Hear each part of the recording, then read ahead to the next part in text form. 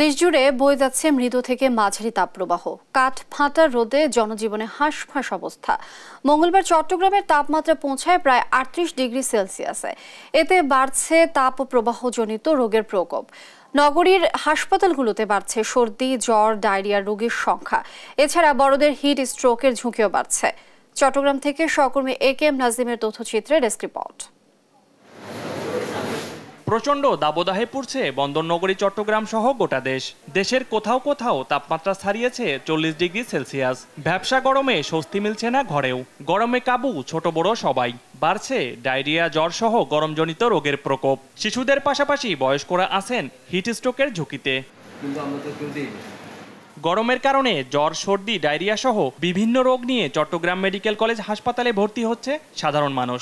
তীব্র গরমের কারণে মাথা ব্যথা, জ্বর, কাশি আর শরীর দুর্বল, এই জন্য মেডিকেল আসছে। কাশি, সর্দি, জ্বর এগুলো থেকে ঠান্ডা থেকে এগুলো হয়েছে আর কি। 4-5 দিন ধরে জ্বর ছিল, তারপর ডায়রিয়ার কারণে আর গরমের কারণে বমি, থামতেছিল না, এই কারণে ভর্তি হওয়া আর কি।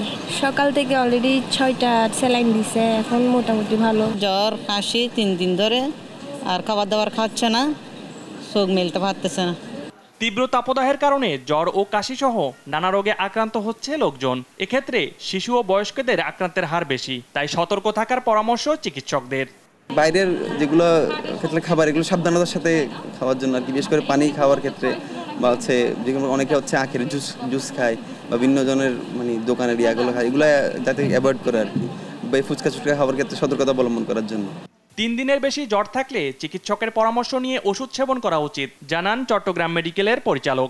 তীব্র তাপদাহ চলছে এবং এই সময় ডায়রিয়া বা নিউমোনিয়া, জ্বর, কাশি এগুলা রোগীর সংখ্যা বাড়ে। আমাদের পরামর্শ সবার জন্য যে অবশ্যই সাথে সাথে সঠিক চিকিৎসকের কাছে যাবেন, প্রচুর পানি পান করবেন।